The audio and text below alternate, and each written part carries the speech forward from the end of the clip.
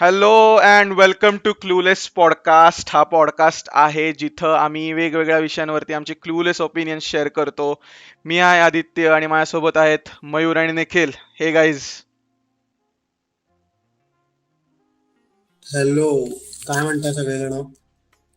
2 episode आपले नीट झाले ना माझ्या मते. लेट्स होप तिसरा पण चांगला होईल. हो, मागचा एपिसोड पण बऱ्यापैकी चांगला झालाय आणि होपफुली व्ह्युअर्सला सुद्धा ऐकायला तसं वाटलं असेल. आणि या सो थर्ड एपिसोड आणि तसं आता फ्लो होतोय आपला एव्हरी थर्सडेला. मयूर हो की नाही? आता रेग्युलरली आपण एपिसोड रोल आउट करायला सुरुवात केलेली आहे आणि ठीक आहे, चांगलं वाटतंय. म्हणजे आपण रेग्युलर एपिसोड रेकॉर्ड करतोय त्यामुळे मजा येते आणि आपल्याला चर्चा वेगवेगळ्या विषयांवर करायला मिळतीये. सो आता फायनली आपण सुरुवात करूयात पॉडकास्टला, आदित्य. तर UCL आणि युरोपा लीगचे ड्रॉज फायनली आउट झालेले आहेत आणि खूप इंटरेस्टिंग ड्रॉज आहेत यावेळेस आणि त्याच्या मॅचेस आहेत फेब्रुवारी मधील. सो त्याच्यापासून आधी ते सुरुवात करूयात. Yes yes. कोणता ड्रॉ घ्यायचा पहिल्यांदा? Yes yes, champions league draws झाले. चॅम्पियन्स लीग आणि फायनली आपल्याला कळलं की ग्रुपमध्ये फर्स्ट सेकंड कोण फिनिश झाले, कोण ड्रॉप डाऊन झाले युरोपा लीग मध्ये फायनली. आणि बऱ्याच इंटरेस्टिंग गोष्टी आलेल्या आहेत, बऱ्याच इंटरेस्टिंग टर्न अराउंड झालेले आहेत ह्याच्यामध्ये. सो तसं बघायला गेलं तर UCL मध्ये ग्रुप ए मध्ये बघायला गेलं तर ऑब्व्हियसली फेवरेट्स बायर्न म्युनिक होती. आणि सेकंड ते तर म्हणजे ते टॉपच करणार होते. बायर्न म्युनिक लास्ट सीझन सुद्धा एवढे ज्या पद्धतीने खेळलेली आणि जे पॉवर हाऊस आहे बायर्न म्युनिक, तर ते ऑब्व्हियसली फेवरेट्सच होते तो ग्रुप टॉप करायला. आणि सेकंड ॲथलेटिको फिनिश झाली आहे. ग्रुप बी मध्ये इवन दो ते एंड एंड ऑफ द म्हणजे ग्रुप बी टाईट होता फार. आणि ग्रुप कोण टॉप करणार आणि कोण क्वालिफाय होणार, म्हणजे कारण चारही टीम्सला चान्स होता क्वालिफाय व्हायचा. तर रियाल मड्रिडनी शेवटी मॅच जिंकून रियाल मड्रिडनी ग्रुप टॉप केला विथ 10 पॉइंट्स आणि सेकंड ग्लॅडबॅक आली. ते आणि हा ग्रुप सुद्धा एंड पर्यंत टाईट होता. थर्ड ग्रुप थर्ड ग्रुप होता त्याच्यामध्ये ऑब्व्हियसली, आणि शाख्तार युरोपा लीग मध्ये गेली आणि इंटर मिलान बाहेर गेली. आणि थर्ड ग्रुपमध्ये ऑब्व्हियसली मॅन सिटीला दरवेळी बऱ्यापैकी रिलेटिव्हली इझीच ड्रॉ मिळतो, हो की नाही? त्यांचं दरवेळीच असतंच की मॅन सिटीला इझी ड्रॉ मिळतो. सो मॅन सिटीने ग्रुप टॉप केला. पोर्तो सेकंड फिनिश झाली आणि ऑलिम्पियाकोस युरोपा लीग मध्ये ड्रॉप डाऊन झाली. फोर्थ ग्रुप मध्ये टॉप टू क्लोज होते, म्हणजे तरी लिव्हरपूल ग्रुप जिंकली. ॲटलांटा सेकंड फिनिश झाली विथ 11 पॉइंट्स. आणि आय थिंक आयॅक्स अनफॉर्च्युनेटली शेवटची मॅच हारली त्यांची आणि आयॅक्स युरोपा लीग मध्ये ड्रॉप डाऊन झाली. ग्रुप ई ह्याच्यामध्ये चेल्सीनी टॉप केला ग्रुप विथ 14 पॉइंट्स.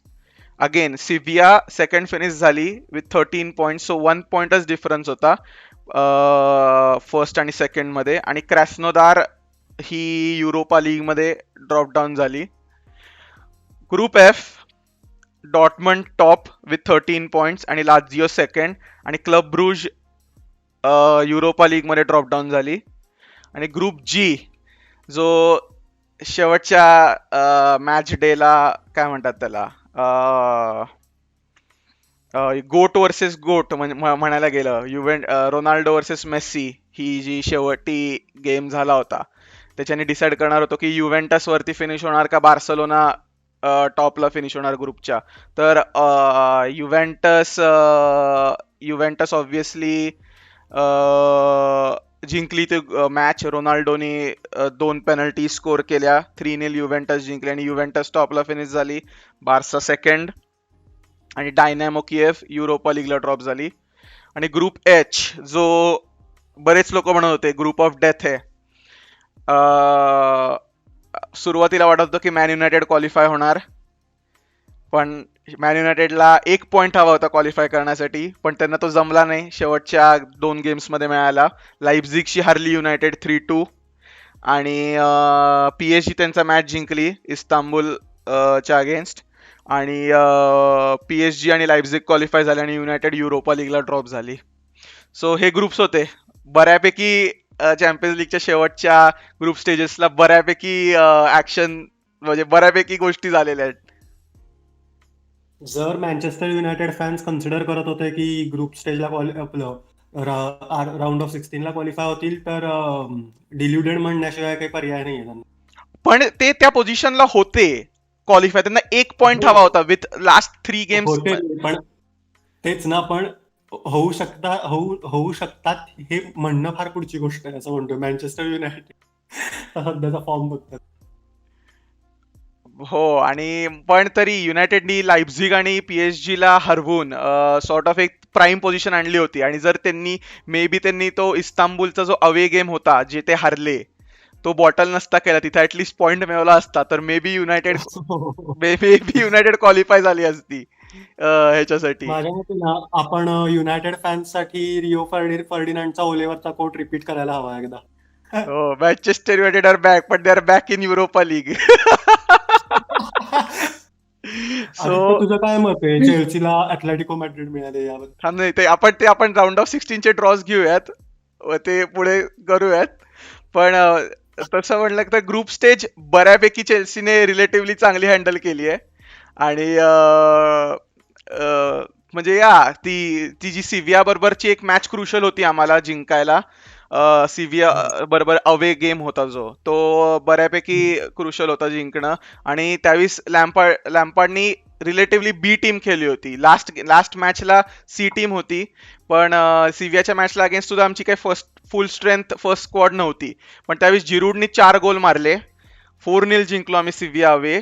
आणि त्यामुळे आम्हाला top of the group confirm झाला आमचं त्यामुळे. आणि सो बऱ्यापैकी मग शेवटच्या मॅच UCL मॅच डेला काही एवढं प्रेशर नव्हतं. सो चेल्सीने बऱ्यापैकी मग हे झालं.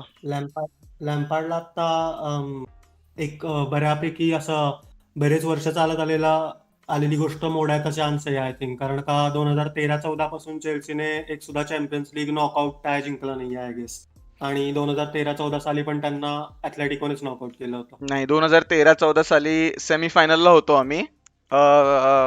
अॅथलेटिको मड्रिडच्या अगेन्स्ट सेमीफायनल्स हरलो होतो आम्ही चॅम्पियन्स लीग मध्ये.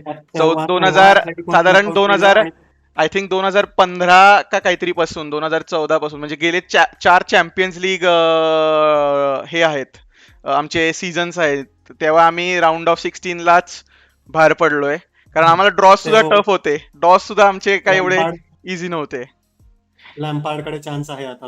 हो ना, येस ना. आणि कारण गेले 4 चॅम्पियन्स लीग सीझन, कारण आम्हाला PSG 2दा आली राऊंड ऑफ 16ला, मग त्यानंतर बार्सलोना आली होती, आणि लास्ट सीझन बायर्न म्युनिक आली होती. सो 4ही वेळेला आम्ही राऊंड ऑफ 16 मधनं बाहेर पडलो होतो. यावेळेस बघू, यावेळेस पण टफ ड्रॉ आहे. आणि मैरा, तुला काय लिव्हरपूलचा ग्रुप स्टेज कसा गेला, तुझं काय कमेंट्स आहेत त्याच्याबद्दल? अरे बघ ना, तो लिव्हरपूल पहिल्यांदा जेव्हा इनिशियल ड्रॉ जेव्हा झाले, त्यावेळी ऍक्च्युली लिव्हरपूलचा ग्रुप हा ऍक्च्युली ट्रिकी होता असं मला तरी वाटतं. कारण की अटलांटा सुद्धा मागच्या UCL कॅम्पेनला खूप पुढे गेलेली, आणि आयॅक्स पण स्ट्रॉंग आहे रे. म्हणजे त्यांच्या डच लीग मध्ये आयॅक्स खूप वरती आहे, बरोबर. त्यामुळे मला असं वाटतं की आमचा ग्रुप खूप ट्रिकी होता. पण लिव्हरपूलला म्हणजे चांगलं केलं म्हणजे ग्रुपमध्ये. आणि टॉप फिनिश करणं इम्पॉर्टंट होतं, कारण की परत टॉप फिनिश नसतं केलं तर मग परत स्ट्रॉंग टीमशी खेळावं लागलं असतं. आणि तरी पण आम्ही शेवटी बघ ना, आम्ही एक मॅच हारलो, आणि त्यामुळं आम्हाला असं वाटत होतं की आता खूप टफ जाते की काय शेवटी. पण शेवटी मॅच जिंकली आणि क्वालिफाय झालो व्यवस्थित. हो, आणि म्हणजे येस, अटलांटानी सुद्धा म्हणजे मागच्या वेळेस ह्याला गेले होते ना, क्वार्टर फायनल्सला गेली होती अटलांटा. आय थिंक ह्यांच्याशी हरली, PSG हरली. ते लास्ट मिनिट काहीतरी विनर होता बहुधा चुपोमोटिंगचा त्याच्या. सो तुमचे बऱ्यापैकी ग्रुप ट्रिकी होता, जर तुम्ही असं लाईटली घेऊन चालणार नव्हतं त्यांना, या टीम्सला. एक्झॅक्टली. येस. आणि मॅन सिटीला दरवेळी इझी ड्रॉजच मिळतात. मॅन सिटीच्या ग्रुप बद्दल काही बोलायची गरज नाहीये एवढं. रियाल मड्रिडचा ग्रुप बऱ्यापैकी एंड पर्यंत गेला होता. रियाल मड्रिड शेवटच्या मॅच डेला जिंकली, त्यामुळे रियाल मड्रिड क्वालिफाय झाली. सो झिदानसाठी तो गेम जिंकणं महत्वाचं होतं ग्रुप टॉप करायला. तर imagine riyal Madrid in Europa league. ते आपण बोललो होतो ना, क्रूस आणि ओबामॅंगचा रिअल मॅड्रिड वर्सेस आर्सेनल झालं. ते ऑलमोस्ट झालं असतं, पण रिअल मॅड्रिडने शेवटचा तो गेम जिंकून काय म्हणतात त्याला, ते ते म्हणजे वाचले ते, म्हणा असं म्हणलं, बाल बाल हो. बच गए. हो. आणि त्याच्यानंतर अजून कुठला ग्रुप, आणि शेवटी येतो द ग्रुप ऑफ डेथ. तो आपण बघायला लागेल की PSG लाइप्झिग, बाप रे, त्या त्या त्या ग्रुपमध्ये शेवटच्या मॅच डेला खूप इन्सिडेंट्स घडले. तो PSG आणि इस्तांबूलचा सुद्धा तो इन्सिडेंट घडला होता, ज्याच्याने ती मॅच सस्पेंड झाली होती. सो तो एक इश्यू घडला होता. आणि ऑब्विसली युनायटेड नॉकआउट झाली 3-2. आणि आणि अजून एक शेवटच्या दिवशी मॅच होती, ती म्हणजे युव्हेंटस बार्सलोना. ती बऱ्यापैकी युव्हेंटसनी म्हणजे युव्हेंटस जिंकली ऑब्विसली, आणि बार्साला हरवून, आणि त्यात काही हे नव्हतं. सो बार्सलोना सेकंड फिनिश झाली. सो बार्सासाठी ते चांगलं नाहीये, कारण त्यांना आता टफ ड्रॉ आली आहे. आणि या सो ते बऱ्यापैकी हे असं ड्रॉ होत्या. आणि तुमचं काय म्हणणं आहे मग, आता पुढे राऊंड ऑफ 16च्या पण ड्रॉज झाल्यात. सो तुमचे काय ओपिनियन्स आहेत राऊंड ऑफ 16 ड्रॉज वरती तुमच्या? निखिल निखिल, सॉरी, मी विसरलो, आर्सेनल नाहीये नाही का? मस्त एक असा वेल थॉट जोक होता मयूर, हे जाणवलं. म्हणजे सिरियसली मी एक्सपेक्ट करत होतो की निखिलला काहीतरी बोलेल, पण नंतर मला ऍक्च्युअल आठवलं. काही सुद्धा एक्सपेक्ट करत नव्हतं, तुला सगळं माहिती होतं. आर्सेनलचं एम आणण्यापासून तुला सगळं माहिती होतं. कॉन्टिन्युएशन होती. सॉरी. पण आता एक लक्षात ठेवा की सध्या युरोपमध्ये एकच टीम आहे की जिने आतापर्यंत सगळ्या मॅच जिंकल्या, ती म्हणजे आर्सेनल. छान, डंडॉल्कशी मस्त खेळली आर्सेनल. ठीक आहे. आपण युरोपा लीगच्या फिक्चर्स वर यूज काही वेळामध्ये. हो. सो आदित्य, तू म्हणालास तसं पहिल्यांदा चॅम्पियन्स लीगच्या फिक्चरवर आपण खूप बोललोय, आता ग्रुप स्टेज विषयी बोललोय वगैरे. हो. तर आता फायनली राऊंड ऑफ 16चे ड्रॉज सुरू झालेले आहेत, म्हणजे पडलेले आहेत ड्रॉज आता, आणि त्यामुळे आता मॅचेस होणार आहेत. तर आता आपण एका थोड्याशा टीमवर जर बोललो ड्रॉ झालेल्या, आणि ते पर्टिक्युलर टीम प्रीमियर लीग मध्ये कशी परफॉर्म करते किंवा त्यांचे इन्सिडेंट्स असं जर बोललो तर भारी वाटेल. सो आदित्य, कुठल्या एका टीम पासून तू सुरू कर प्रीमियर लीगच्या? प्रीमियर लीगची सगळ्या म्हणजे आता मेन प्रीमियर लीग मध्ये टफ मॅच चेल्सीलाच आहे, Chelsea versus Atletico Madrid. So yes. तिथपासूनच चालू करूयात. अथलेटिको मड्रिड, मयूरला एक्सपिरियन्स की किती अवघड आहे टीम खेळण्यासाठी, जे पद्धतीने ते लो ब्लॉक ठेवतात. आणि चेल्सीचं नशीब एवढं वाईट की याला तीच आली आम्हाला. आम्ही एक हे करतो की आम्हाला कुठलीही टीम चालेल, पण ॲथलेटिको नको.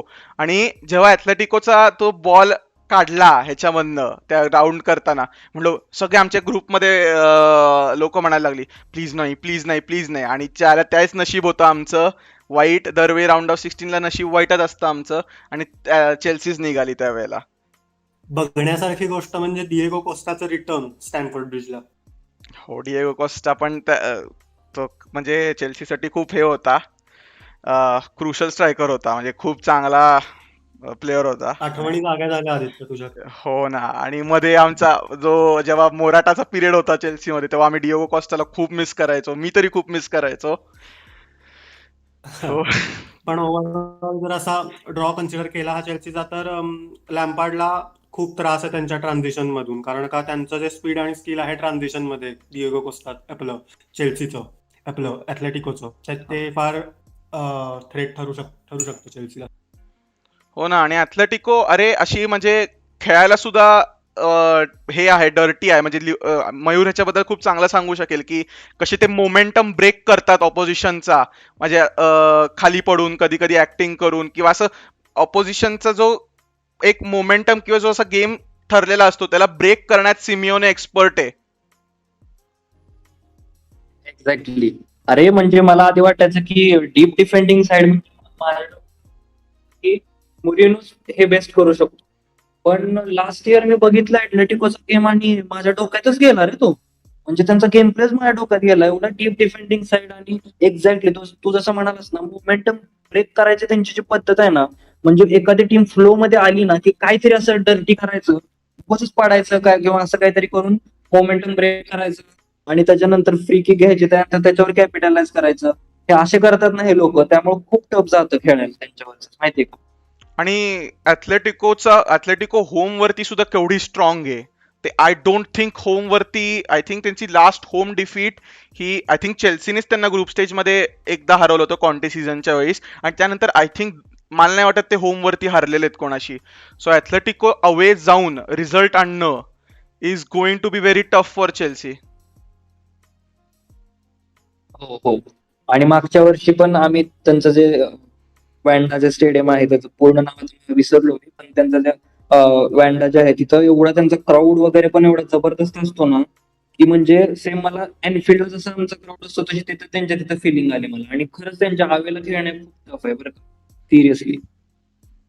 येस, ते आहे. So I don't know. आणि चेल्सी आता रिसेंटली जे दोन म्हणजे चेल्सी आता रिसेंटली वुल्फ्सची हरली या आता 1-2 दिवसांपूर्वी. तर वुल्व्स ह्यांची प्ले स्टाईल इज सिमिलर. मी असं नाही म्हणणार की कम्प्लिटली सिमिलर आहे ॲथलेटिकोशी, पण वुल्व्स ही सुद्धा सिटबॅक करते आणि काउंटर करते. आणि चेल्सीसाठी मग आता ते वरिंग सिच्युएशन आहे की आता वुल्व्सची जिंकणं हे नेसेसरी होतं, आणि कारण अशी सिमिलरली ॲथलेटिको खेळणार आहे. सो ते जे वल्नरेबिलिटीज म्हणतात जे चेल्सीने दाखवल्या वुल्व्सच्या गेममध्ये, सो ते कॅरी नको व्हायला. अजूनही वेळ आहे मॅचला, पण ते कॅरी नको व्हायला त्या या गेममध्ये.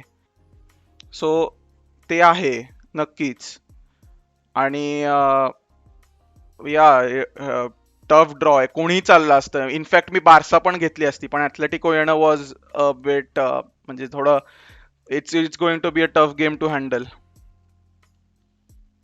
पण आता आपण घेऊच टॉपिक हा, की चेल्सीचा जर तू आत्ताचा स्क्वॉड बघितलास तर म्हणजे सध्याचे ते क्लॉप आणि कॅरागरच्या कमेंट्स वगैरे, हा, तर तुझं काय मत आहे, ते तेवढं खरं आहे का? तू लॅम्पार्डच्या बाजूने, लॅम्पार्ड म्हणाला त्या विचारात? ते तू हे म्हणतोयस ना की क्लॉपनी कमेंट केली की आम्ही टायटल फेवरेट्स आहोत कारण ती स्क्वॉड डेप्थ खूप आहे. राईट. नाही, मी यामध्ये लॅम्पार्डच्या बाबतीतच सहमती आहे की आम्ही अजून म्हणजे असं प्रॉब्लेम असा आहे की चेल्सीकडे जरी स्क्वॉड डेप्थ असली तरी इन द सेन्स की आमचे जे प्लेयर्स आहेत they are not as mature as किंवा as not as experienced in like winning those crucial title winning games जे असतात. जे लिव्हरपूलकडे एक्सपिरियन्स आहे, वास्टली एक्सपिरियन्स आहे. कारण लिव्हरपूल गेले 2 सीझन्स टायटल चॅलेंज करते आणि लास्ट सीझन तर टायटल फेवरेटच होती. सो जो लिव्हरपूलची स्क्वॉड बघून मी त्यांच्या प्लेयर्सकडे जो एक्सपिरियन्स बघतो या बिग गेम्स मध्ये खेळायचा, या म्हणजे जे क्रुशल आहेत, ज्या क्रुशल गेम्सवरती पॉइंट्स ड्रॉप नाही करायचे, ते चेल्सीमध्ये नाहीये आत्ता सध्या. त्यामुळे अस कन्सिडरिंग लाईक आम्ही डेफिनेटली या सीझनला ऑब्जेक्टिव्ह असणार आहे लिव्हरपूलची, लिव्हरपूल किंवा जी टॉप ऑफ द टीम असेल, top of the table team असेल जी, त्याच्याबरोबर पॉइंट्स म्हणजे त्याच्यात जो गॅप असतो पॉइंट्सचा तो क्लोज करणं हाच एम आहे चेल्सीचा या सीझनला. पण to say that we are out and out title favourites is थोडं स्ट्रेच होऊ शकतं हे. एक असं थॉट एक्सरसाइज म्हणून इमॅजिन कर की प्रत्येक टीमला जर 10 फील्ड पोझिशन्स रोटेट कराव्या लागल्या त्यांच्या, तर असं जर वरवर ऑब्झर्व केलं तर सगळ्यात कमी कॅलिबर ड्रॉप चेल्सीला सहन करावा लागेल, असं नाही का वाटत? हा, येस, आमचे बऱ्याच पोझिशन्सला हा तसं म्हणलं तर येस, तू तसं बघू शकतोस की तू म्हणतोय, पण आय अग्री की टाईट रेस मध्ये जर तू इमॅजिन केलं तर त्याला पण रिॲक्ट करायला पण त्या टीमची मॅच्युरिटी तेवढी लागते, राईट? असं म्हणतो. बरोबर, येस, माझं ते म्हणणं आहे की तू जे म्हणतोय ते बरोबर आहे, माझं पटतंय की स्क्वॉड डेप्थ वाईज आम्ही ठीक होतो, फक्त विंगर पोझिशनला थोडं आम्ही आता सध्या लॅक करतोय कारण आमच्याकडे 3च फर्स्ट टीम विंगर्स आहेत आणि त्या 3ही आता इंज्युअर्ड आहेत. म्हणजे पुलिसिक खेळला या वुल्फ्सच्या गेमच्या अगोदर तिन्ही आमचे विंगर्स इंजर्ड होते. सो विंगर्स सोडून बाकीच्या पोझिशनमध्ये बऱ्यापैकी डेप्थ आहे आमची, की फॉर एक्झाम्पल स्ट्रायकरला जिरूड नसला तर टॅमी एब्राहम जर नसला तर वर्नर पण स्ट्रायकर खेळू शकतो. मिडफिल्डला बरेच ऑप्शन्स आहेत, जॉर्जिनियो वगैरे, कांटे, कोवचिच, माउंट, ते ऑप्शन्स आहेत. आणि पण आता बघ ना, गॅप खूप पडतो असं नाही का वाटत तुला? कारण कांटे आणि जॉर्जिनियो दोघांमध्ये, किंवा इवन चिलवेल आणि एमर्सन घे. हो, क्वालिटी गॅप आहे, डेफिनेटली क्वालिटी गॅप आहे. येस, डेफिनेटली अग्री करतो. कारण इन द सेन्स की कांटे जो रोल प्ले करतो, हा, जो डिफेन्सिव्हली स्क्रीन करतो, आमच्या डिफेन्सला जो स्क्रीन करतो कांटे, तसा जॉर्जिनियो नाही करू शकत. जॉर्जिनियो जेव्हा खेळतो तेव्हा आम्ही काउंटर अटॅक्सला खूप वल्नरेबल असतो, वेरॅज कांटे असल्यावर रिलेटिव्हली कमी असतो आम्ही, कारण तो एक प्रोटेक्शन मिळतो. सो ऑब्व्हियसली प्ले स्टाईल कांटेची आणि जॉर्जिनियोची वेगळी आहे तसं बघायला गेलं तर. सो या डेफिनेटली तो पॉइंट आहे की, आणि तू म्हणलास की चिलवेल, एमर्सन, अलोन्झो, ऑब्व्हियसली ती जी क्वालिटी ड्रॉप होते, म्हणूनच आम्ही चिलवेलला घेतलंय की ती क्वालिटी वाढवायला. पण चिलवेलला जर इंजुरी झाली तर ऑब्व्हियसली तो फरक पडणार आहे फुलबॅकच्या क्वालिटीमध्ये. आणि बरेच चेल्सीच्या ऐकलं मी की क्लॉप आणि कॅरागरचे हे माइंड गेम्स आहेत. हो, असणार आहेत, कारण त्यांना म्हणजे सॉर्ट ऑफ काय असेल की त्यांना थोडंसं असं प्रेशर त्यांच्यामधनं पण इज ऑफ करायचंय. सो त्यांनी थोडं फोकस चेल्सीकडे शिफ्ट केलाय आणि चेल्सी टॉटनमकडे शिफ्ट केलाय, म्हणून त्यांची थोडे प्रेझिंग चालू केली असं मला वाटतंय. मयूरचं काय मत आहे, क्लॉप माइंड गेम्स खेळू शकतो या बाबतीत? अरे कसं झालं माहितीये का, की अरे मला आता आजकाल सगळीच माइंड गेम खेळायला जसं वाटायला लागले. कारण की खेळण्याचा विषय तर घेऊच आपण, पण आता बघ ना तू, आणि आदित्य तुझं आणि माझं बोलणं झालं की चेल्सीनं ह्याच्या एव्हर्टनच्या आधीच्या मॅचला काउंटर अटॅक खूप चांगला केला, आणि अचानक मीडियामध्ये अशी न्यूज पसरली की चेल्सी टायटल फेवरेट्स आहेत. हे आधी लिव्हरपूल कडून आलंच नव्हतं बेसिकली, पहिल्यांदा तिथून न्यूज पसरली, आणि मग त्याच्यानंतर मग क्लॉपनं त्याचं ओपिनियन दिलं. आणि याच्यामध्ये मीडिया पण खूप एक वेगळाच रोल प्ले करायला लागलाय बरं का, की मीडियाचा खूप उगाचच काहीतरी इन्फ्लुएन्स असतो. कॉन्ट्रोवर्सी, हा, उगाच काहीतरी कॉन्ट्रोवर्सी क्रिएट करायची किंवा मॅनेजरला काहीतरी मुस्कवायला बघायचं, हे असं खूप चालू आहे सध्या, असं मला तरी जाणवतंय. आता ते मोरिनो आणि क्लॉपचं पण कालची जी लिव्हरपूलची मॅच होती त्याच्याबद्दल जे झालं त्याच्याबद्दल आपण थोड्याच वेळात बोलू. पण आदित्य, आता ह्याच्यावर तुझं काय म्हणणं आहे? येस, डेफिनेटली आहे. आणि मीडिया ऑलवेज स्टर अप करायला ट्राय करते. आणि ॲज यू सेड की क्लॉप, चेल्सी, म्हणजे आमच्या फॅन बेसचा सुद्धा त्याच्यात थोडा हात होता की चेल्सी अचानक टायटल फेवरेट झाली.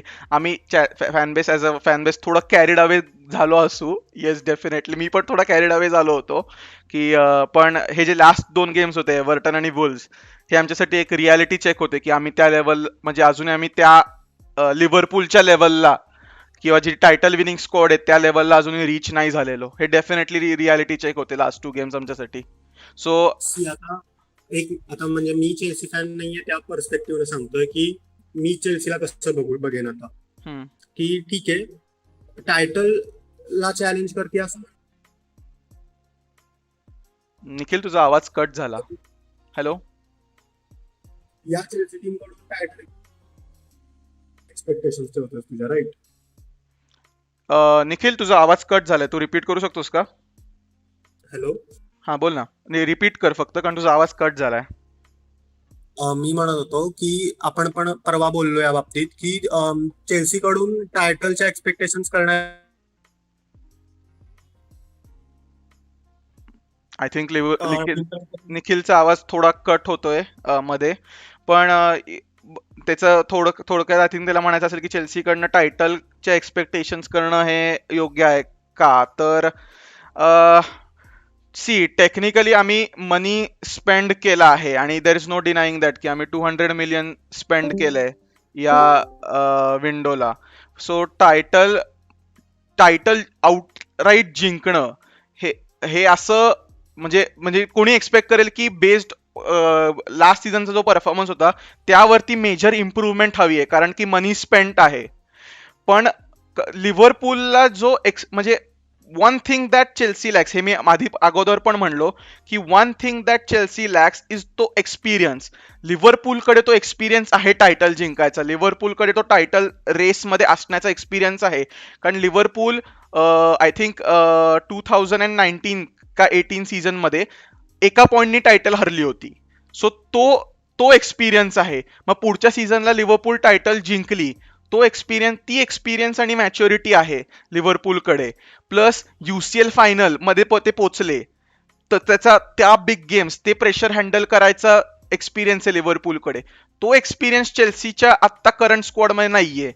सो त्यामुळे मी असं नाही म्हणणार की Chelsea will win the title, Chelsea एकदम आउट अँड आउट फेवरेट्स आहेत असं नाहीये. पण या सीझन कडनं माझे एक्सपेक्टेशन असे आहेत की जो गॅप होता लिव्हरपूल आणि चेल्सीमध्ये, किंवा जी टायटल विनिंग मॅन सिटी आणि चेल्सीमध्ये त्याच्या अगोदरच्या सीझनला ऑलमोस्ट एक 30 पॉइंट्सचा डिफरन्स होता बघायला गेलं तर, तो डेफिनेटली गॅप हा कमी झाला पाहिजे या सीझनला.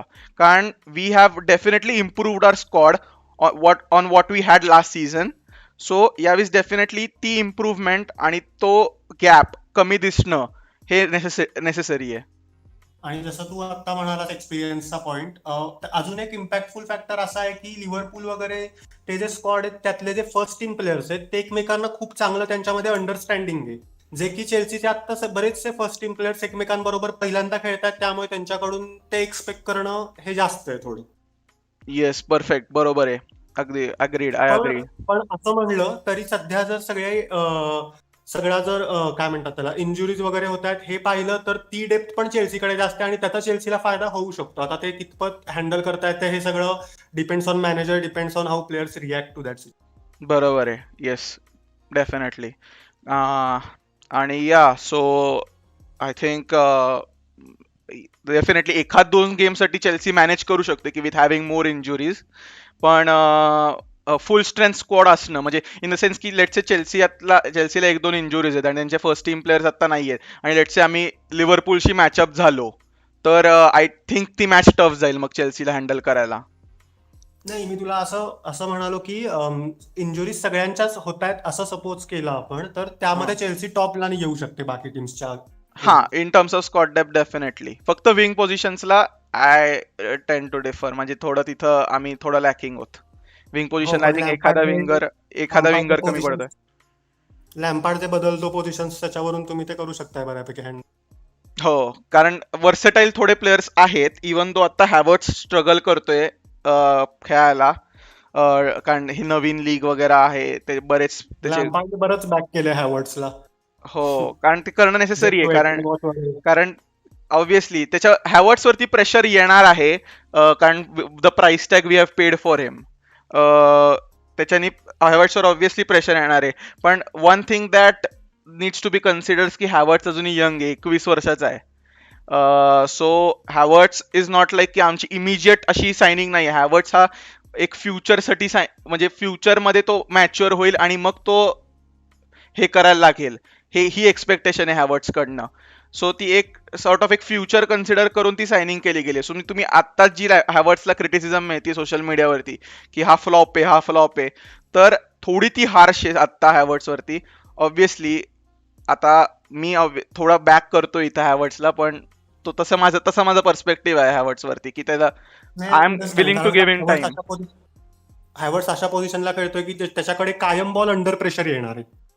हो, डेफिनेटली. आणि त्याचं कसं आहे की तो इंजुरीजमुळे त्याला वेगळीकडे शिफ्ट केलं जातं बिकॉज ऑफ द बिकॉज की तो वर्सेटाईल आहे. सो आणि नवीन लीग असल्यामुळे मे बी तो तिथे स्ट्रगल करतोय आता थोडा हॅवर्ट्स, ती फिजिकॅलिटी कोप अप करायला, ते हे करायला. सो त्या बाबतीत थोडा हॅवर्ट्स तिथं आता गणतोय. सो पण may be let's see he improve होईल तो, जसा जसा ट्रेन करेल तसा जसा त्याला लीग हे होईल, बघू इम्प्रूव्हमेंट्स कशा येत आहेत हॅवर्ट्स मध्ये. आणि डेफिनेटली टॅलेंट वाईज हॅवर्ट्स चांगला आहे, देर इज नो डाऊट की टॅलेंटेड आहे हॅवर्ट्स डेफिनेटली. सो सध्या तरी म्हणजे पोझिशन्स वरती वर्नर सुद्धा विंग्सला खेळतो to cover up for the injured winger. So त्या बाबतीत चेल्सी थोडी वाचतीये त्यामुळे.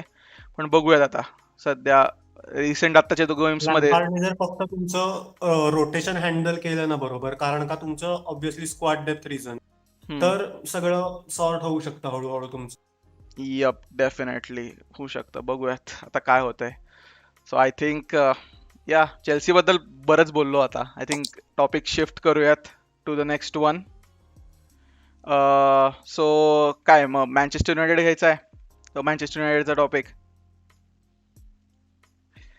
विथ घेऊ शकतो मॅचेस्टर युनायटेड साठी. येस. तो सध्या आता मँचेस्टर युनायटेड ऑब्व्हियसली नॉकआउट झाली ह्याच्यामधनं, आणि आता त्यांची मँचेस्टर डर्बी पण होती जी 0-0 फिनिश झाली. आणि मध्ये त्यांच्या ती जी लायप्झिगची मॅच होती त्या मॅचच्या अगोदरच ते पॉग्बाच्या कमेंट्स आले, राईट निखिल, की पॉग्बाच्या एजंटच्या कमेंट्स आल्या रायोलाच्या. हो. येस. सो म्हणजे तुला काय असं वाटतं की ते जे म्हणला तो की it is over for Paul Pogba at Manchester United वगैरे, असं जे कमेंट्स मारल्या पॉग्बाच्या एजंटने एवढ्या क्रुशियल गेमच्या अगोदर, वॉज इट नेसेसरी? नाही, पण आता ठीक आहे ना, पोग्बाने पण त्या कमेंट्स प्ले डाऊन केल्याच आहेत. पण जर तू असा विचार केलास तर मी असं बऱ्याच ठिकाणी वाचलं की पोग्बाचा तो एजंट पण बराच अंडर प्रेशर आहे पोग्बासाठी नवीन टीम हुडकण्यामध्ये. या त्यामुळे तो असं बोलला असेल, पण आता सरळ स्वतः पोग्बाने बाहेर येऊन स्टेटमेंट दिलंय, त्यामुळे आपण याच्यावर काही बोलू शकत नाही. पण हे पोग्बाने जरी स्टेटमेंट दिलं तरी आपण असं नाही म्हणू शकत की पोग्बाचं ट्रान्सफर नाही होणार वगैरे, किंवा पोग्बा नाही सोडणार युनायटेड. मोस्टली मला वाटतं पोग्बा जाऊ शकतो या विंडो. आणि म्हणजे व्हॉट डू यू थिंक की पण ते एजंटची चूक आहे जर हा डाऊन प्ले करत असेल, म्हणजे ह्यानी ते कमेंट्सला ऑब्व्हियसली हे केलं, मग ते एजंटची क्लिअरली चूक आहे की त्याने त्याचं माउथ रन केलं आणि ऑब्व्हियसली अनसेटल करण्याचा, म्हणजे ओले मँचेस्टर युनायटेड वरती प्रेशर टाकायचा त्यांनी प्रयत्न केला एजंटने.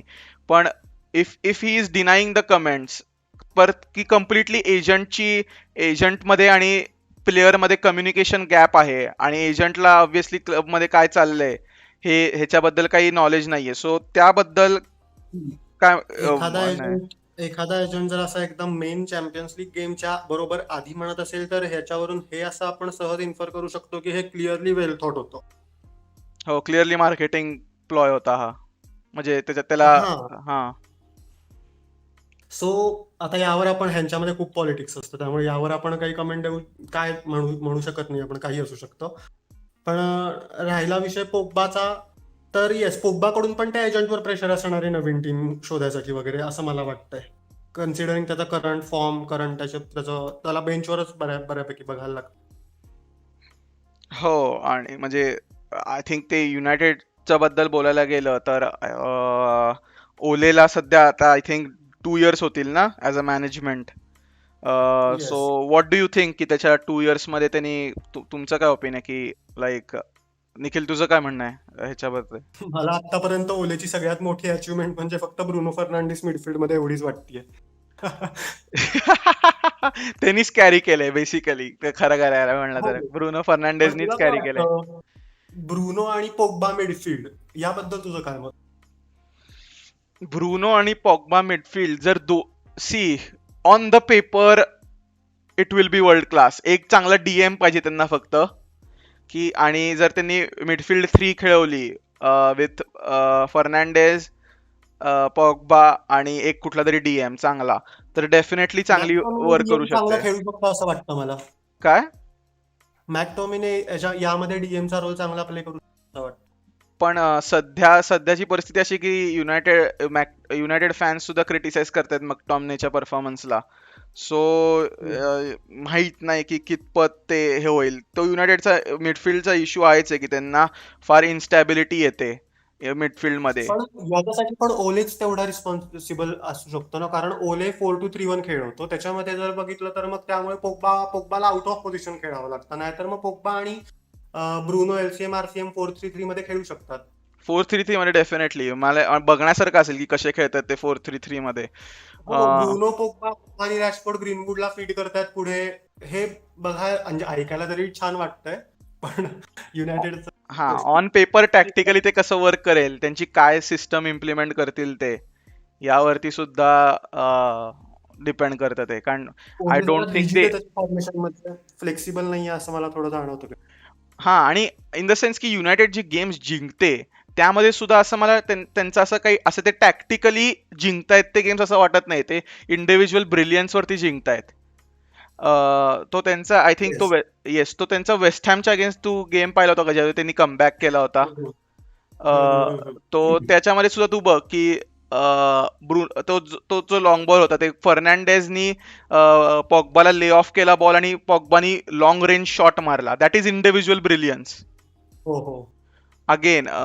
आणि त्यांना साऊथहॅम्प्टनच्या वेळी सुद्धा साऊथहॅम्प्टनच्या अगेन्स्ट कमबॅक करताना सुद्धा कवानीच्या इंडिव्हिज्युअल ब्रिलियन्सनी वाचवलं, कारण त्या गेमच्या अगोदर ते म्हणजे कवानी येण्याच्या अगोदर क्लिअरली ते स्ट्रगल करत होते त्या हॅसन हुटलच्या टॅक्टिक्सच्या अगेन्स्ट. सो डेफिनेटली म्हणजे ते इंडिव्हिज्युअल ब्रिलियन्स वरतीच राहत आहेत. सो त्यामुळे ओले म्हणजे तू आता ओलेला ब्लेम करतोस थोडक्यात, की सध्या युनायटेडची कंडिशन ओलेमुळे का प्लेयर्स अंडर परफॉर्मिंग नाही, कारण माझ्या मते ओलेमुळे. कारण जर तू युनायटेडची स्क्वॉड बघितलीस तर they can do much better, they can play much better, कारण त्यांच्या स्क्वॉड मध्ये क्वालिटी आहे. कारण इतकी अगदी अशी फालतू स्क्वॉड नाही, अशी जर तू ऑन पेपर बघितलंस तर इतकी फालतू स्क्वॉड नाही त्यांची. आणि जर त्यांना एक बेटर मॅनेजर मिळाला, लेट्स से फॉर एक्झाम्पल पॉच किंवा इधर कुठला एक्सपिरियन्स मॅनेजर अलेग्री किंवा असे मॅनेजर्स मिळाले ज्यांची एक सिस्टम सेट आहे प्रॉपर, ज्यांची एक प्रॉपर ज्यांना माहिती आहे की काय कसं खेळणार आहेत, त्यांना ती एक सिस्टम मिळाली, तर I think they will be a threat. These players can be a threat. Yes. पण आता आदित्य पोग्बा सारखे प्लेयर्स जर असं खेळत असतील जसं ते आता खेळतायत, तर मग त्यात पण तू मॅनेजरला बोलशील का? आता म्हणजे ठीक आहे, पोग्बाचा युनायटेड कमबॅक हाच एक प्रश्नचिन्ह आहे त्याच्यावरती, हे काय झाले नक्की, कारण का तेव्हापासून त्याने असं काही परफॉर्म केलेलं मला नाही आठवत. So to put that on Ole is bit harsh. हा, सी याच्याबद्दल आता बोलायचं म्हणलं तर पोग्बाची अशी चूक आहे की त्यांनी ती अशी लेवल ऑफ कमिटमेंट कधी गेम्स मध्ये दाखवलेली नाहीये, की असा डिझायर म्हणतात ना ते. कधी कधी गेम्स जिंकायला नॉट ओनली टॅक्टिक्सची गरज असते, कधी कधी म्हणजे प्लेयर्सचा जो बिलीफ असतो, असा जो एक पॅशन असतो, त्याची सुद्धा गरज असते. आय डोंट थिंक की पोग्बा एवढा हार्ड वर्किंग आहे as compared to other midfielders that we have seen. पण मला प्लेयर्सची या डेफिनेट पोग्बाकडे ॲबिलिटीज आहेत त्या, असं मला आहे की मी असं अगदी म्हणणार नाही. डेफिनेटली त्यांनी त्याच्या ॲबिलिटीज नुसार परफॉर्म नाही केलेलं, डेफिनेटली आहे. पण may be under a different manager with different tactics, may be तो राहतोय का नाही ह्याच्यामध्ये नाही, पण मी जे करंट युनायटेड स्क्वॉड आहे, कारण त्यांच्याकडे वॅन्डेबिक सुद्धा आहे, की इवन इफ पॉग्बा लिव्स की त्यांचं अगदी असं काय मेजर नुकसान नाही, कारण त्यांच्याकडे लगेचच वॅन्डेबिक आहे की जो त्याला रिप्लेस करू शकतो. तर मला असं वाटतं की प्लेयर्स म्हणजे पॉग्बा जर सोडला आपण, तर इतर प्लेयर्सला जर बघितलं तर ते definitely under different manager much better perform करतील. म्हणजे ते मच बेटर ती सिस्टम इम्प्लिमेंट होईल त्यांची. थोडक्यात तू पोग्बाचा कारण तू हे बघ, जरी ओलेचे टॅक्टिक्स खराब असले तरी ब्रुनोस फर्नांडेस कमिटमेंट दाखवतोय ती, की त्याला स्वतःची इंडिव्हिज्युअली तो ट्राय करतोय त्याचं पूर्ण best. So under let's say Manchester युनायटेडने जर टॅक्टिकली थोडे इम्प्रूव्हमेंट्स केले तर डेफिनेटली ते मच बेटर खेळू शकतील. आणि आय थिंक युनायटेड फॅन्सला आता असे ट्रॉफीज जिंकायचं म्हणण्यापेक्षा त्यांची टीम चांगलेली खेळलेली बघायची आहे, कारण युनायटेड फॅन्सला सुद्धा माहिती आहे की त्यांच्याकडे प्लेयर्स आहेत जे भारी खेळू शकतात. अरे पण आदित्य, पोग्बा हा कायम असा, म्हणजे युनायटेडने त्याला असं कन्सिडर केलं की पोग्बा असा हा डॉमिनंट प्लेअर आहे की जो पूर्ण टीमचा परफॉर्मन्स लिफ्ट अप करेल वगैरे. पोग्बा असा कधी प्लेअर मला वाटला नाही, कारण तो युव्हेंटस मध्ये पण कायम त्याच्याबरोबर एक डॉमिनंट टीम होती, फ्रान्समध्ये पण त्याच्याबरोबर एक सक्सेसफुल टीम होती, तिथे तो थ्राईव्ह झाला. पण इथे तू त्याच्यावर खूप डिपेंडंट राहणं हे चुकीचं आहे. म्हणजे युनायटेडला असं पोग्बाला असं वाटलं की त्यांना ब्रुनो सारखा प्लेअर येतोय, पण त्यांना ब्रुनो आल्यावर हे जाणवलं की पोग्बा हा तो नाहीये. येस, तो डेफिनेटली तसं बघायला गेलं तर तो ह्याच्या हे कमिटमेंट नुसार working hard on the pitch या बाबतीत डेफिनेटली पॉग्बा लॅक करतो. आणि या त्या बाबतीत मी थोडं ऍग्री करतो तुझ्याबद्दल की त्यामुळेच पोग्बाला कधी कधी ओव्हर रेटेड असे सुद्धा कमेंट्स येतात. नाही, मी म्हणेन की पोग्बा बरोबर जर पोग्बा हा एका टीमला स्ट्रॉंग करणारा प्लेअर नाहीये, तो एका स्ट्रॉंग टीम मध्ये थ्राईव्ह करणारा प्लेअर. स्ट्रॉंग टीम मध्ये थ्राईव्ह करणार. ओ दॅट्स अ गुड हे काय म्हणतात त्याला स्टेटमेंट ऍक्च्युली. हा, म्हणजे असं बघ ना तू, कारण फ्रान्स आणि युव्हेंटस मध्ये त्याचा परफॉर्मन्स पाहून हे जाणवतं अगदी. येस, आणि मे बी ही प्रिफर्स त्याला मँचेस्टर युनायटेड मध्ये असताना डिफेन्सिव्ह ड्युटीज सुद्धा करायला लागतात थोड्याफार. आणि फ्रान्समध्ये हो. ऑब्व्हियसली कांटे असतो, सो त्याला तेवढं म्हणजे तिथे जरी तो स्ट्रगल केला तरी कांटे त्याला कव्हर अप करतो. सो मे बी तिथं त्या डिपार्टमेंट मध्ये सुद्धा पॉग्बा थोडा स्ट्रगल करतोय. राईट. येस, सो या मँचेस्टर युनायटेड ऑब्व्हियसली या तो हा इशा आहे तो. सो अजून काही राहिलंय का युनायटेड बद्दल बोलायचं? I think mostly cover up केलंय ना, राईट? ती टीम हो. सध्या बोलण्यासारखं आहे का काही? निखिल फायर वरती आहे आज. निखिल आज लय डेंजरस कमेंट्स देतो युनायटेड वरती, आई शपथ. निखिल निखिल निखिल निखिल जरा सेफ. अरे मयूर आला बहुधा परत. हो, निखिल एवढं तू जबरदस्त स्टेटमेंट देऊ नकोस. काय काय फॅन्स असू शकतात आपले पॉडकास्ट ऐकणारे, सोडून जातील.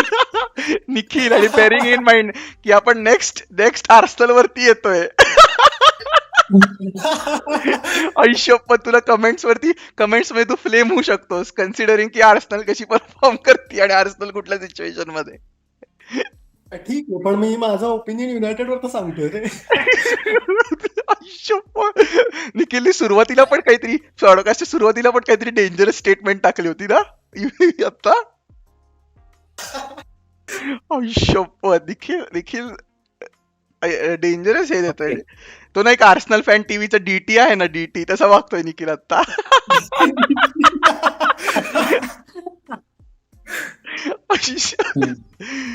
एनिवेज गाईज, आदित्य आणि निखिल आता युनायटेड बोलतो. सो आता फायनली शेवटची टीम घेऊयात आणि त्याच्यानंतर युरोपा लीग फिक्चर्स घेऊ शकतात. तर मयूर, तुझा आवाज थोडा हा, कट होतोय. युसीएल फिक्चर्स आपले राहिलेच म्हणजे थोडे दुसरे फार रिॲक्ट करायचे. लिव्हरपूलला लाइप्झिग आहे. सो ऑब्व्हियसली अगेन एक ट्रिकी फिक्चर आहे नाही का मयूर?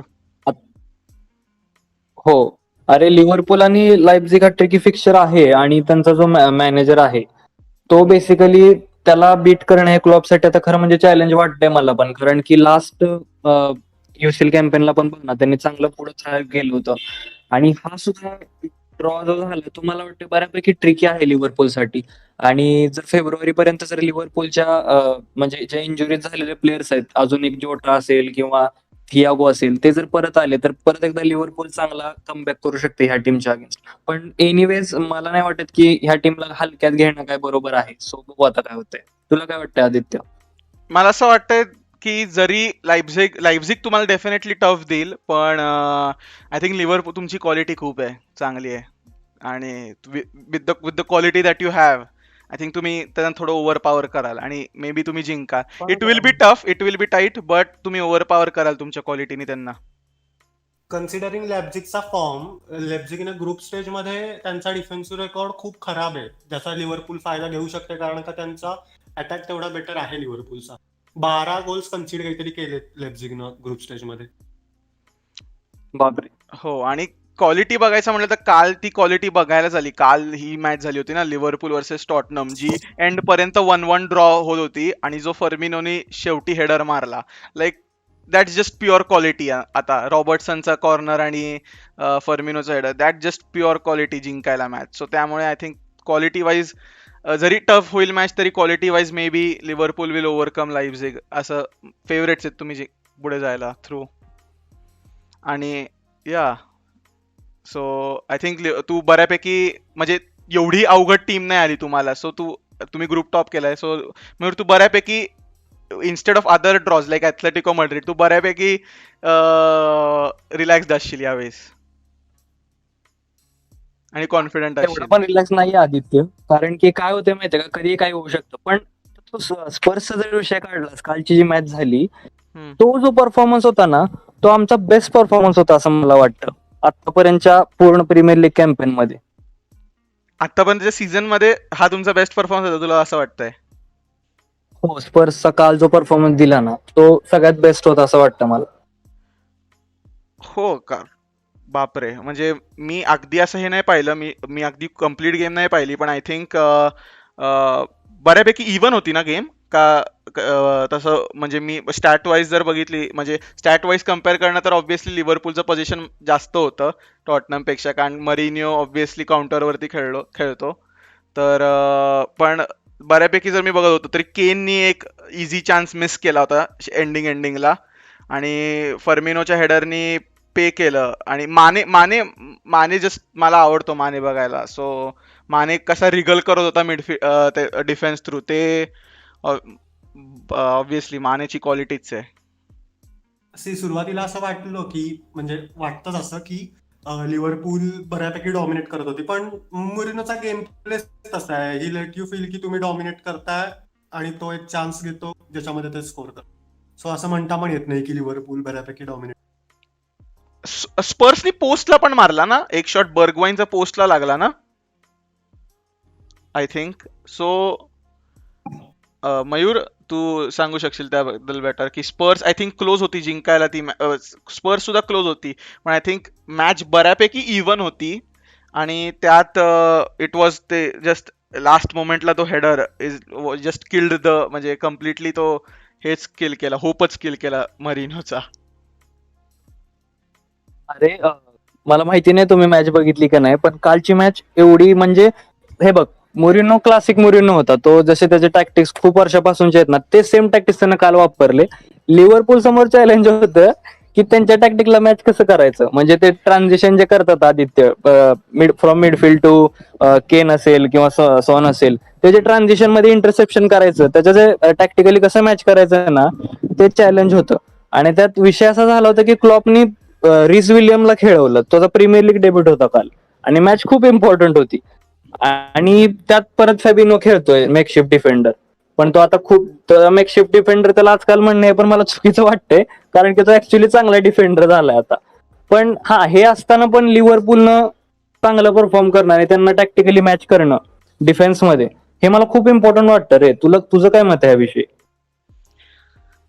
येस, डेफिनेटली क्रेडिट आहे. आणि ते सुरुवातीला कॉन्ट्रोवर्सी पण झाली होती ना, मरिनोनी काय तिथे इंजुरीज बद्दल कमेंट मारली होती, Alexander Arnold is not injured, Robertson is not injured.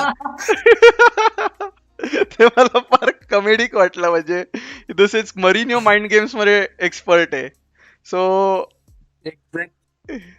आणि अरे म्हणजे मरिनिओनं आता तुला खूप मला सांगावं लागणार आहे काय, कारण तू मरिनिओला खूप आधीपासून बघितलेस माइंड गेम्स मध्ये.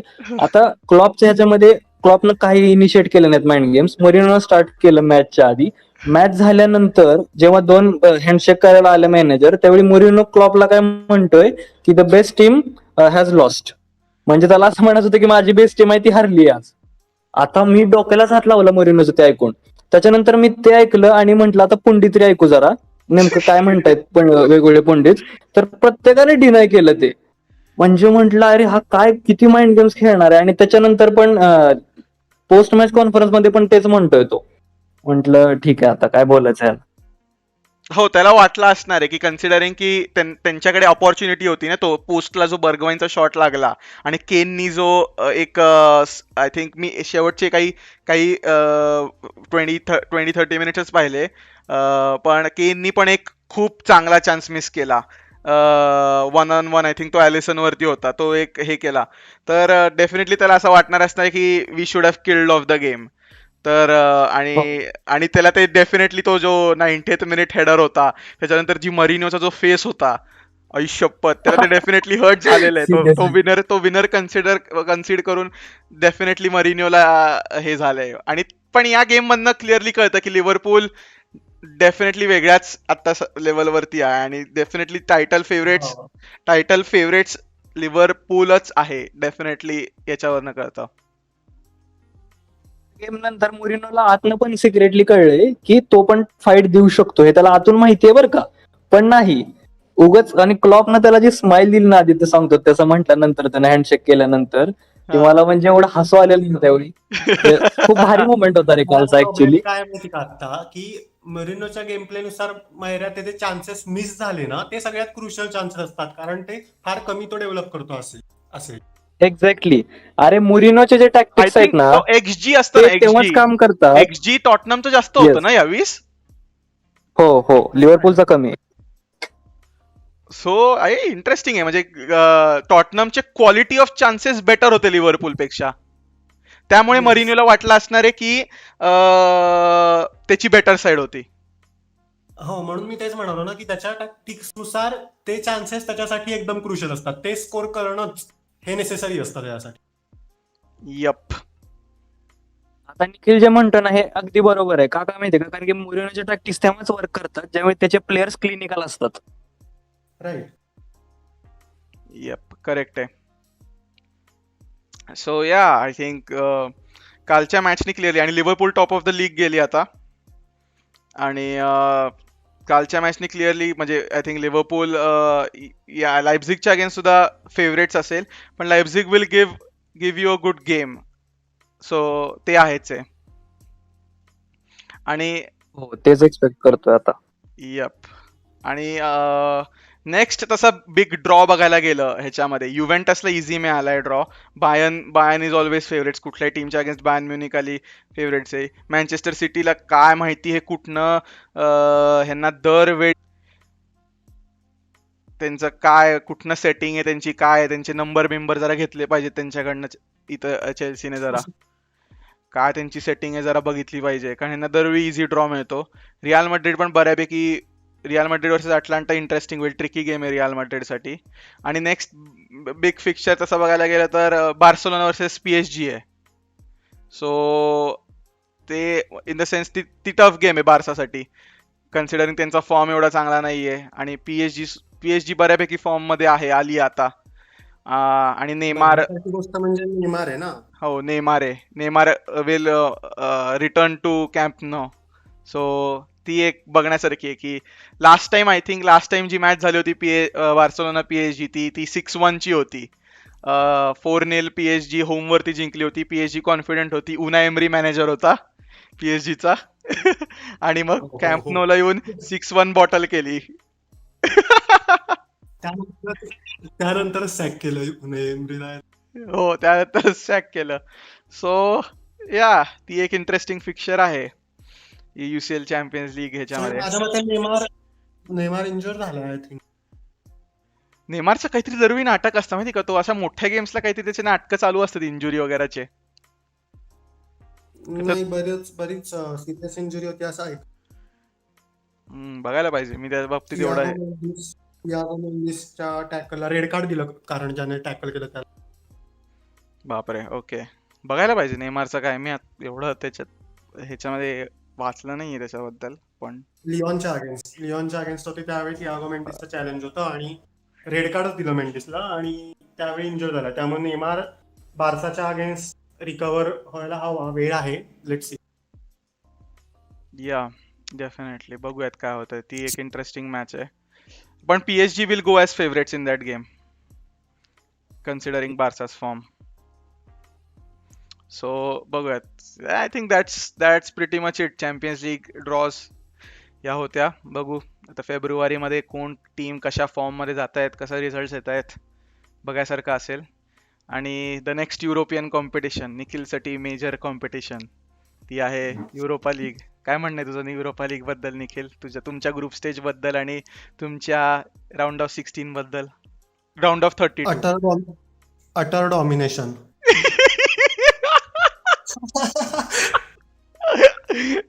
ग्रुप स्टेज मध्ये बऱ्यापैकी तुमचा चांगला गेला group stage, as compared to तुमचं काय लीग मध्ये चालू आहे. तुमचा बऱ्यापैकी चांगला गेलाय ग्रुप स्टेज. ठीक आहे, असं आर्ग्यू करू शकतात सगळेजण की अपोनंट्स वीक होते, पण परफॉर्मन्स बऱ्यापैकी चांगलाच होता.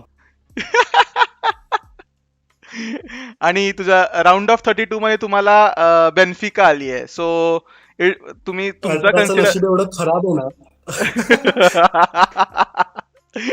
आणि बेन्फिका म्हणजे कन्सिडरिंग तुमचा आता फॉर्म अजिबात चांगला नाहीये, तर त्यामध्ये अरे बेन्फिका तुम्हाला ट्रिकी जाऊ बेन्फिकाने शकते.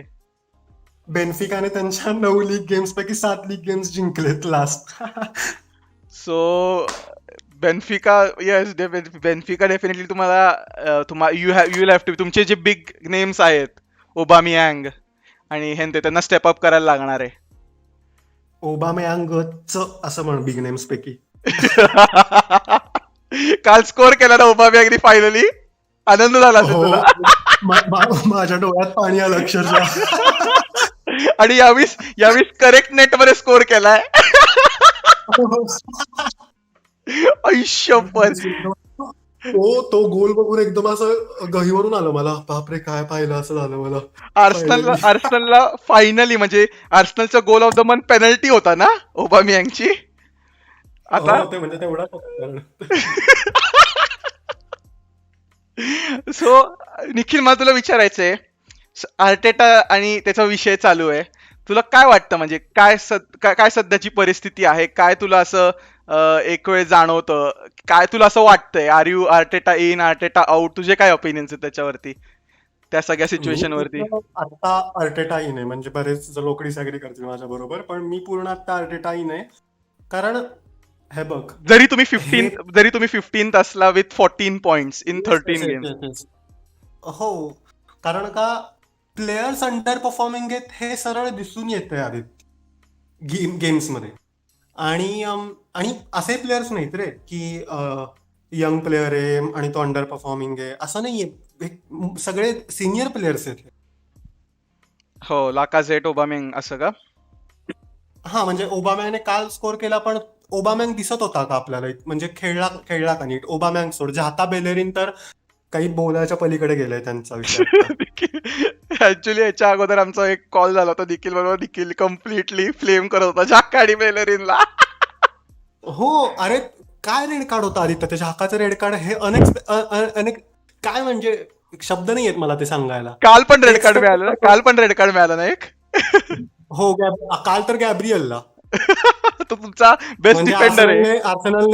आर्सेनलने लंडनीच रेड खूप सिरियसली घेतलंय.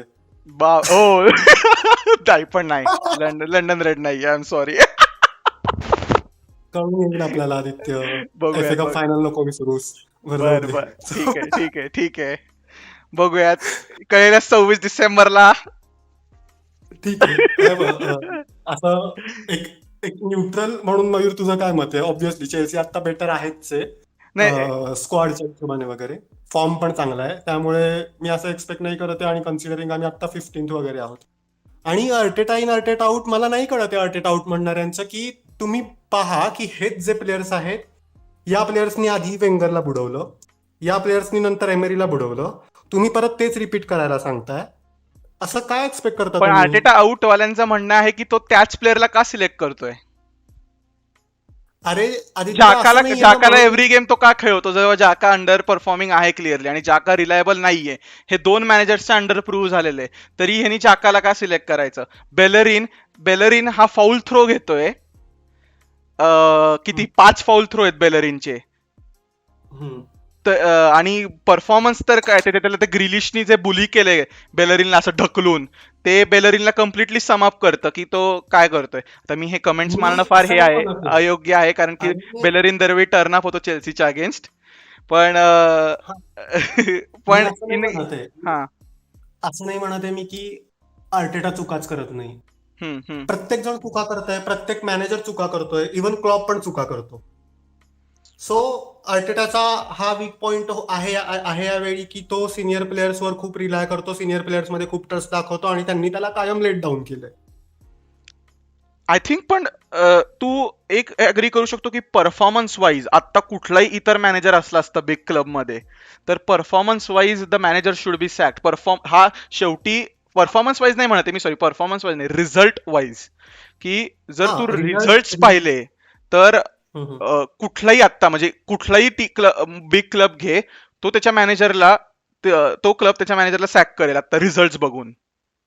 आय अग्री, पण गिव्हन आर्सेनलची हिस्ट्री या प्लेयर्स बरोबरची, त्यामुळे हा विचार केला जातो की आत्ता सॅक करायची काय गरज आहे. कारण का हा आत्ता आलाय, याने आत्ता आल्याला या सेट ऑफ प्लेयर्स, ज्या सेट ऑफ प्लेयर्सला अनकोचेबल असं असं म्हणलं गेलं, हम्म. त्या प्लेयर्सला घेऊन याने ट्रॉफी जिंकली, कम्युनिटी शिल्ड आणली, आणि परत आत्ता तो त्याची फिलॉसॉफी काय म्हणा, त्याच्या टॅक्टिक्स आत्ता इम्प्लाय करायला बघतोय. त्यावेळी त्याला हे प्रॉब्लेम्स येतात, कारण हा सेट ऑफ प्लेयर्स आहे तसा आहे का.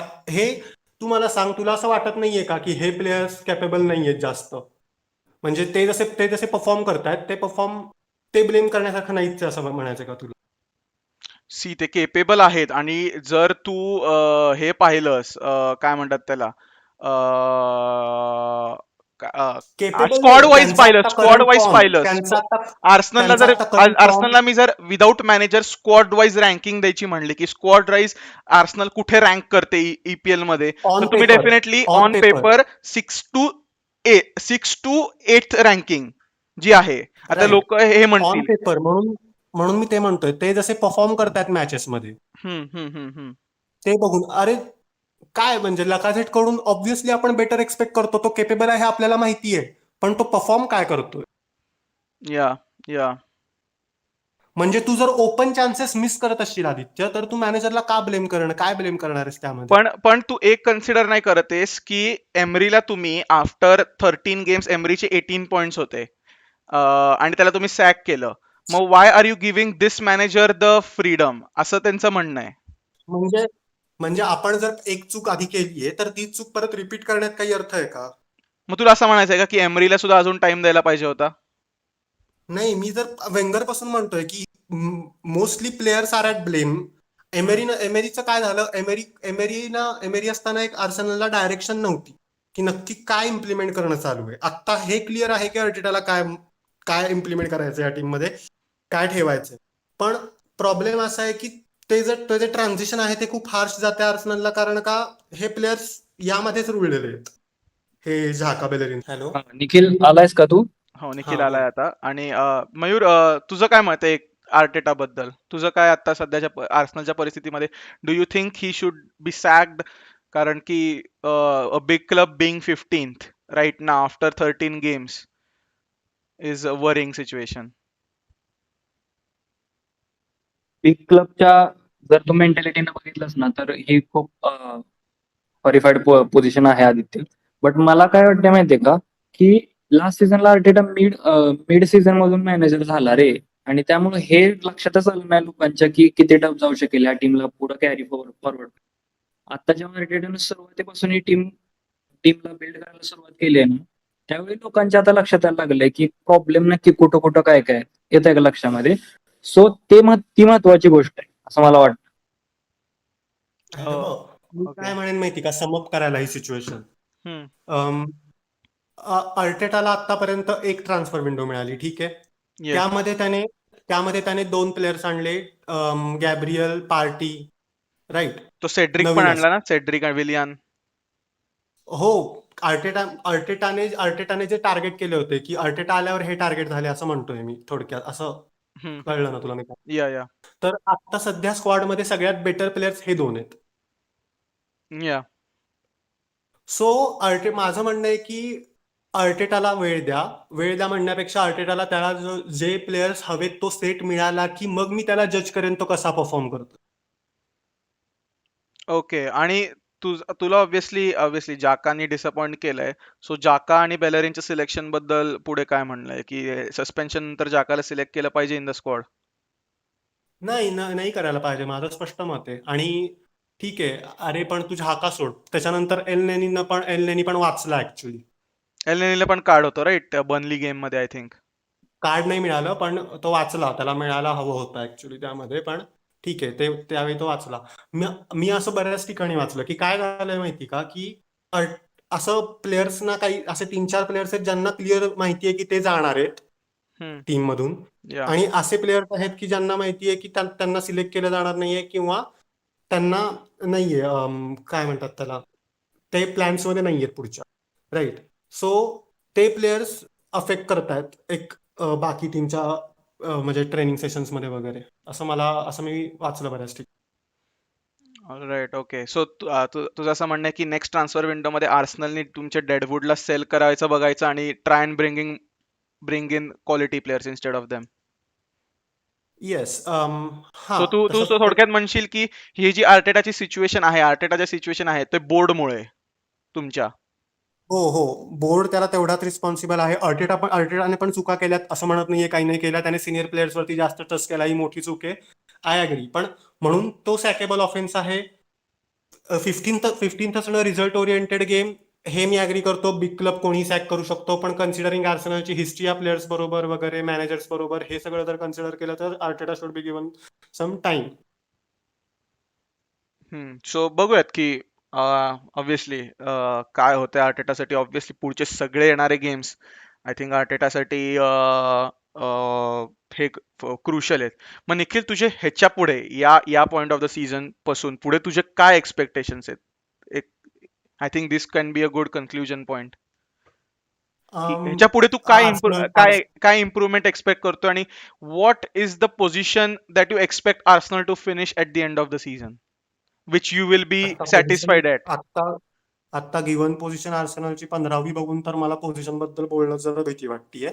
पण यावेळी म्हणून मी पण हीच लेट्स से कंटिन्युअस हीच सिच्युएशन कंटिन्यू झाली तर म्हणजे लेट्स से नाही, फॉर एक्झाम्पल आता मी म्हणून रिझल्ट वरती बघेन जास्त. टॉप 6 सोडून दे, पण हे असं बनले वगैरे बरोबर हरणं अनएक्सेप्टेबल आहे. सो तू म्हणतोयस की ऍटलिस्ट बॉटम हाफ अपोजिशनशी म्हणजे जे टीम्स आहेत ज्यांच्याकडे बघून तुम्हाला जिंकावं असं वाटतं, जिंकायला पाहिजे, तर ते जिंकले पाहिजेत आर्सेनलने. हो. इव्हन प्लेयर्सना पण जाणवतंय की they are at fault for this. म्हणजे इव्हन काल लेनोने पण लेनोचा इंटरव्ह्यू बघ मॅच झाल्यानंतर त्याने पण कमेंट्स केल्यात की आम्ही चुकतोय, मॅनेजरला शून्य ब्लेम आहे या सगळ्यामध्ये. या मयूर, सो आता कन्क्लूड करूयात. एक प्रिडिक्शन गेम राहिलाय आपला यावेळेस, पण तो मे बी आता खूप टाइम झालाय, त्यामुळे आपण पुढच्या पॉडकास्टला त्याचं घेऊयात प्रिडिक्शन गेमचं जे काय आहे ते. Yes yes. आणि आता कन्क्लूड करायला काही हरकत नाहीये. सो निखिल आता म्यूटवर आहे, सो तो काय आता बोलू शकणार नाहीये ते एको आणि ह्याच्यामुळे. पण या सो मयूर, आता कन्क्लूड करूयात आणि तुझं आता काही म्हणायचंय? नाही, आपला एपिसोड मोठा झालेला आहे. मी होप आमचे जे लिसनर्स आहेत ते हा एपिसोड लाईक करतील, त्यांना आवडेल एपिसोड, शेअर करतील. आणि जे कोणी नवे लिसनर्स आहेत त्यांनी सबस्क्राईब करा. आणि आम्ही असेच एपिसोड्स घेऊन येत राहू एव्हरी थर्सडे. सो या आता कन्क्लूड करूयात आपण. Yes, thank you everybody for watching. आणि लाईक, सबस्क्राईब, शेअर सगळं करा. आणि त्यामुळे ग्रोथ होईल ह्याची. आणि या stay clueless everybody. Tata, bye bye.